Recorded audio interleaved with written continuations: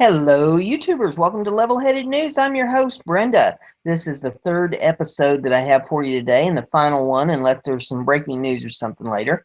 But we have 5 articles in this episode. All the URLs, of course, are in the description of the video in case you need to look up anything for your research or pass it on to anybody or whatever. So we'll jump right on into it here. The first one is off of LibertyWritersNews.com, and it says, hell yes, the liberal media is shaking in their boots at who Trump just hired. Was officially named Kellieanne Conway to be the new counselor to the president. She is now officially the Trump whisperer. His team announced this Thursday morning. Kellieanne Conway is awesome. Give her congrats. Here is her tearing apart Megyn Kelly in an interview from 2 months ago. They got that video here if you want to pull that up and take a look at it. It says Conway will be serving as senior advisor to the Trump team now. Here is what she had to say about the issue. It says, I would say that I don't play golf and I don't have a mistress, so I have a lot of time that a lot of these other men don't, Conway said in an interview Thursday with Fox Business Network. She is so sharp, she's so funny, she's very trustworthy, and will play a crucial role in the new administration. It says, give her congratulations below, y'all. Kellieanne Conway is going to absolutely tear apart the liberal media. So if you want to make comments or read the other comments that's on there, you're welcome to pull that up and take a look at it. The next one we have is off of express.co.uk, and it says, World War III fears mount. Donald Trump says America must ramp up nuclear arsenal. Donald Trump has called on the U.S. to dramatically expand its nuclear arsenal amid growing fears of a third world war. The president-elect, who has previously said he would be the last person to press the nuclear button, made the announcement on Twitter. He wrote, the United States must greatly strengthen and expand its nuclear capability until such time as the world comes to its senses regarding nukes. The outspoken Republican gave no further details of his plans. He spoke hours after Vladimir Putin said Russia needs to bolster its military nuclear potential. Mr. Putin said, at present, we are stronger than any potential aggressor, but we have to do much to take nuclear weapons to a higher level. The U.S. has 7,100 nuclear weapons, and Russia has 7,300, according to the Arms Control Association. And there is a tweet here from Trump that says the United States must greatly strengthen and expand its nuclear capabilities until such time as the world comes to its senses regarding nukes. The article goes on and says, earlier this year, Mr. Trump said the U.S. nuclear stockhold is in bad shape. He added the equipment is not properly maintained. There are a lot of talk about that, and that's a bad thing, not a good thing. The last person to use nuclear would be Donald Trump. The thought of it is horrible, but I don't want to take anything off the table. This week, President-elect was urged personally to call Kim Jong-un to tell him to stop testing nuclear weapons. Joel Wilt, a former State Department official, said Mr. Trump needs to urgently eradicate the danger North Korea poses to the U.S. He added, the dangers posed by North Korea are so great that the United States cannot afford to ignore the problem. The next article I have is off of the NewYorkTimes.com, and it says, chaos strikes more than a dozen malls, disrupting post-Christmas shopping. Chaos struck at least 15 malls across the country on Monday as fights broke out and false reports of gunfire spread rapidly on social media. The disturbances, many caused by feuding teenagers, according to local authorities, disrupted post-Christmas shopping in cities in at least a dozen states.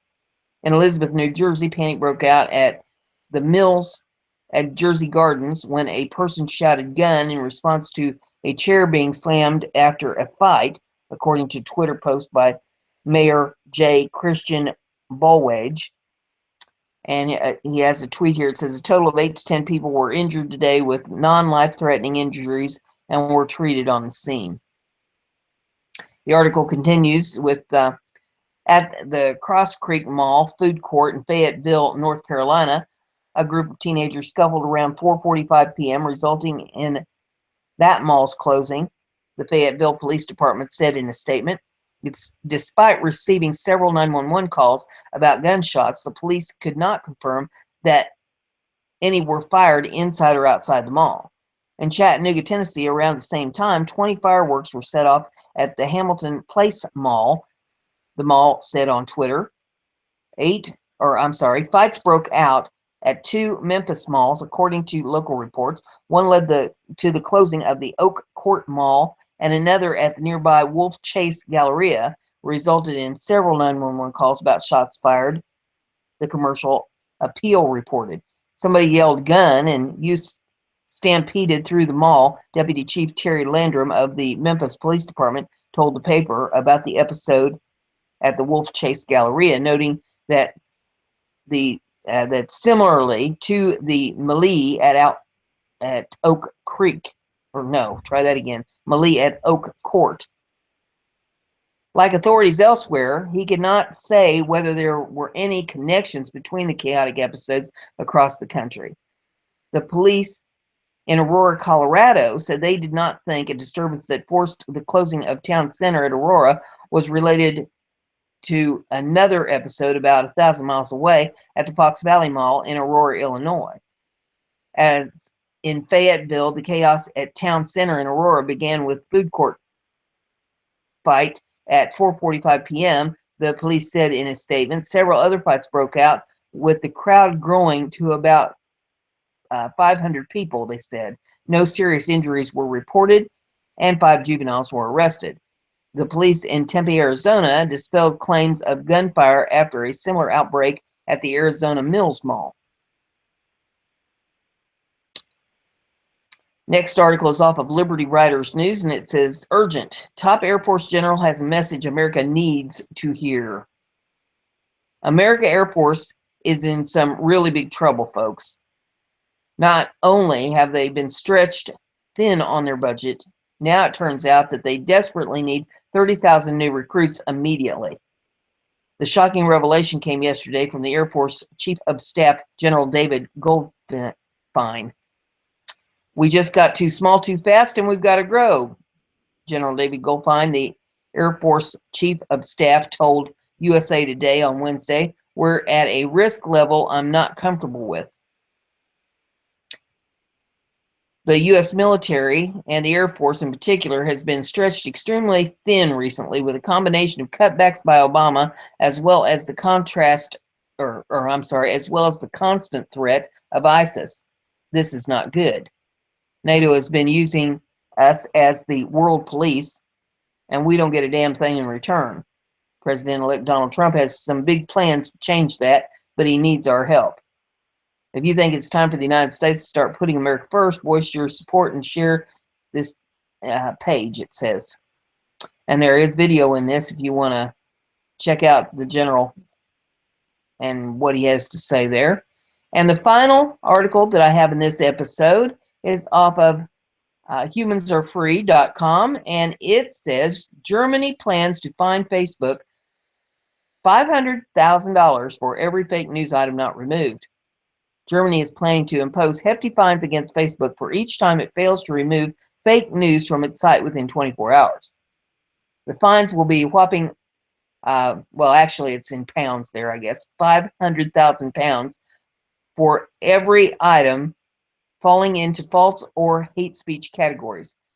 Facebook in the past has worked with organizations in Germany to do just that, to remove offensive content. However, the nation's plan to impose fines for disseminating fake news is a slippery slope towards a form of censorship, as fake news is often a matter of opinion, reports Claire Burnish.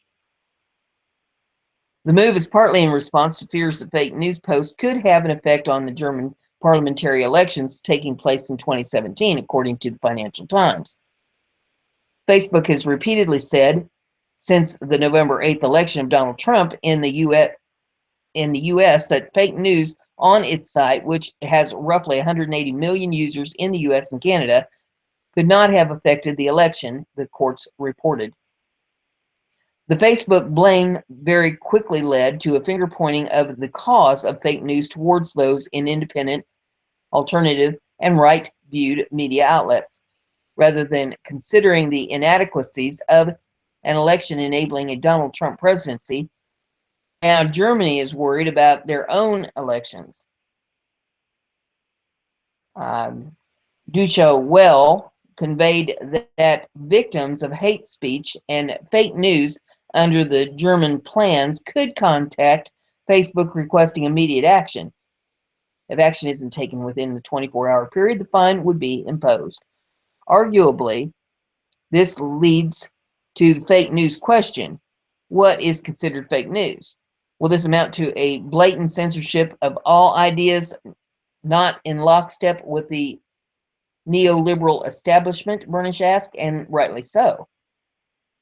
Does this mean one opinion is fake while another is valued because of popularity? Does Facebook really modify an election outcome? And is it really the fake news that sways opinion? Realistically, no, maybe. Just maybe in the instance of the U.S. elections, people were just plain status quo, but I digress. It is dangerous precedent to be set. Opinion has suddenly become the enemy, and what constitutes the enemy, no one is really willing to elaborate. It's a law against free speech, the media, and the citizen. It says, here's the real reason for fake news PSYOP, and there's hashtag Pizzagate that you can click on to take you to that link. And then they got this insert here, this poster, and it says, can you say aliens exist, chemtrails are real, 9/11 was an inside job, Elvis is alive, Obama is a shape-shifting lizard person? But if you discover hard evidence of a child trafficking ring operated by the government and the elite, Obama says it's fake news. Hillary condemns it. The Pope calls your research a sin. Mainstream media calls it fake news. Google hides it. YouTube deletes it. Facebook deletes it. Twitter erases it. Wikipedia removes it. Reddit bans it. Killed for investigating it.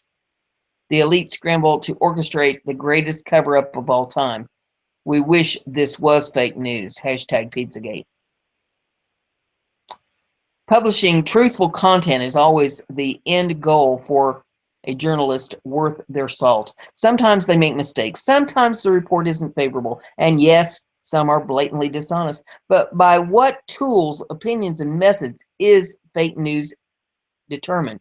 Hate speech is easier to decipher, but news? This step will no doubt leach its way into the editor's room where self-censorship becomes the norm. The mildest form of censorship are the inches that will eventually give way to miles. Do you really want an Orwellian 1984 world, or would you prefer to have the choice of opinion? And there you have the news for today.